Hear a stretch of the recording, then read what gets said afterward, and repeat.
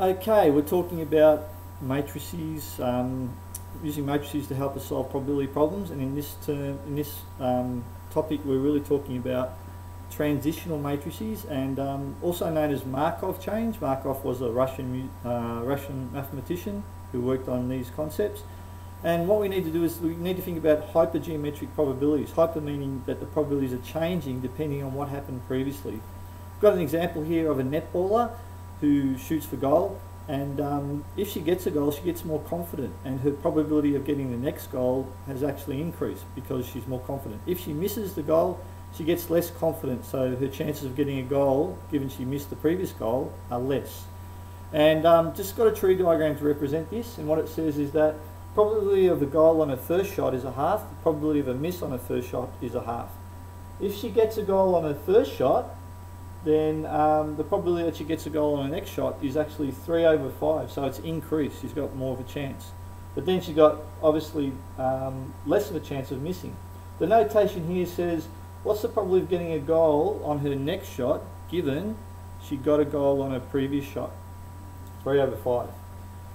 And then it goes down as well. Probability of a miss given she missed her previous shot is 2/3.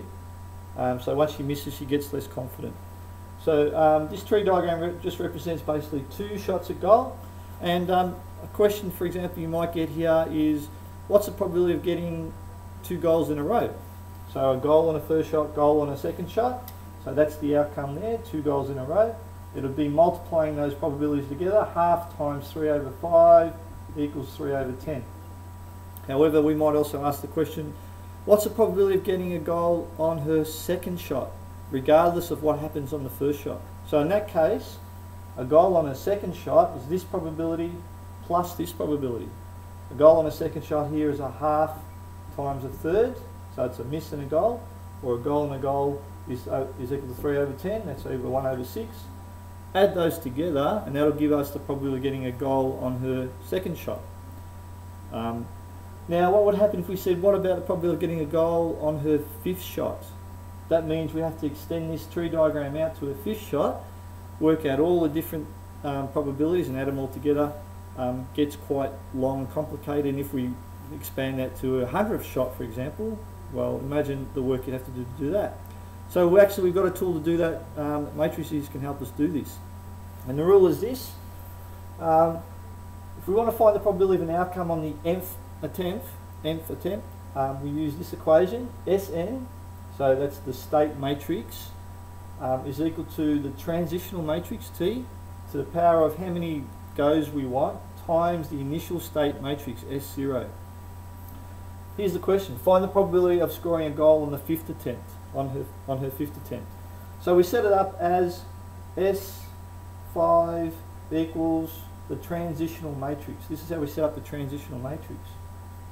From 2, it's a 2x2 matrix, goal, miss,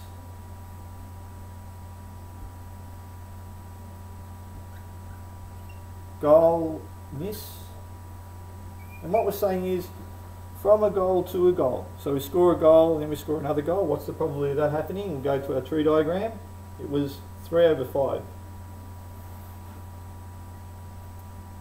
Down here we're saying we've gone from a goal to a miss. What's the probability of that happening?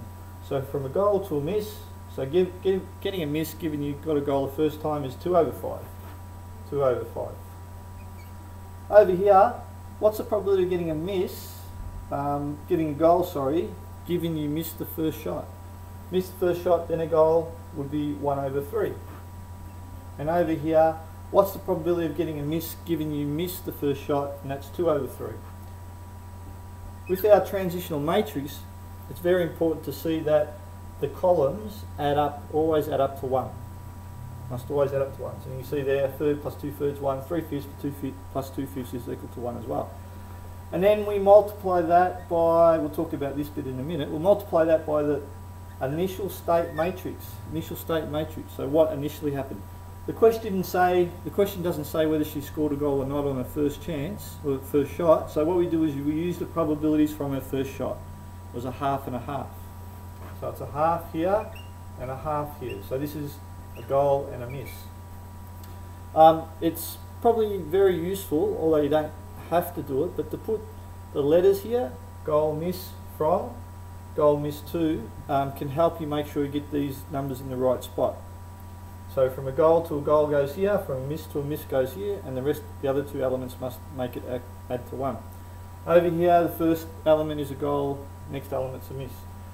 Over here, what we need to think about is what number do we need to put in here. So what we've got is basically, we've got a goal on the 5th attempt.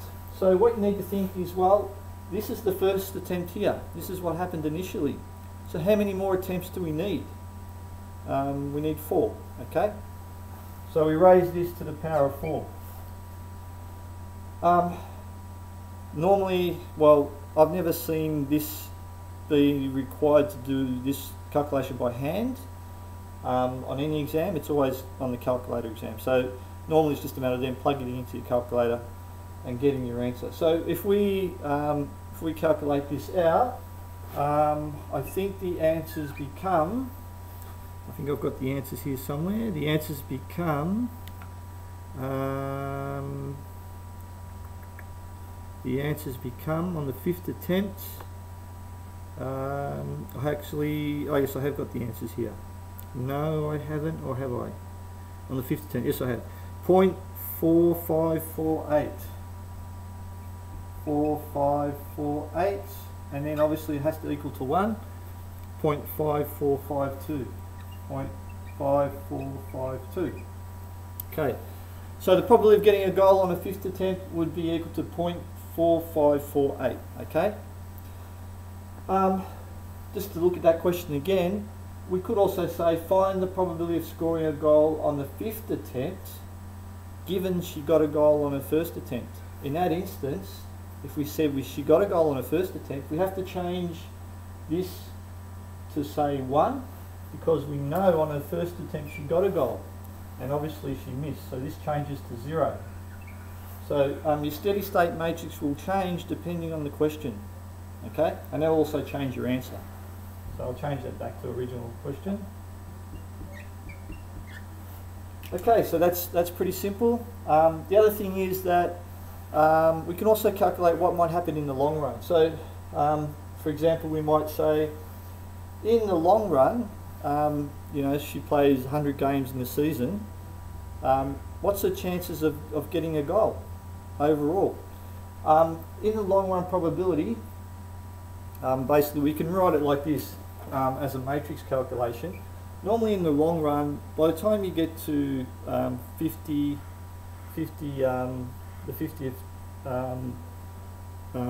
go at this, the actual matrix will stay steady.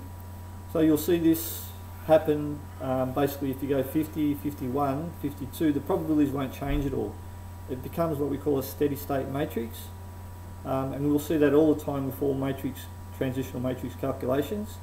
So normally if you want to calculate in the long run, if you use to the power of 50, so your transitional matrix to the power of 50 times the initial state matrix, you're going to get the correct answer. Okay, that's one way of doing it. If you've got a calculator, you can do that no problem. If you want to check it, if you do 50 and 51, just to make sure that it is steady, but it should be steady, and then get your answer. That's in the long run.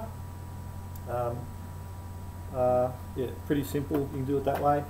Another way that you would not know about, wasn't taught in further maths, if you've done this in further maths, was you can also use this rule. So you've got your transitional matrix. Let's call this element A, this B, 1 minus A, 1 minus B. If you want to find the probability of a goal in the long run, let's say we want to find the probability of getting a goal in the long run, that's equal to B. So B is a goal given you got a miss on the first shot. So that would be here, well, let's write it out, B over A plus B. So B is equal to a third over A third plus 2/5. If you use this method as well, you'll get exactly the same answer as if you use that to the power of 50 answer. So a third, divided by, we have to make these the same denominator, same here, so 15, so we've got 5 over 15 plus 6 over 15 equals a third divided by 11 over 15, so that would be then a third divided by 11 over 15 equals a third times 15 over 11, 15 over 33, 15 over 33, okay, in the long run for scoring a goal. Okay, so hopefully that's not too difficult, and really it's not, there's no real tricks to this.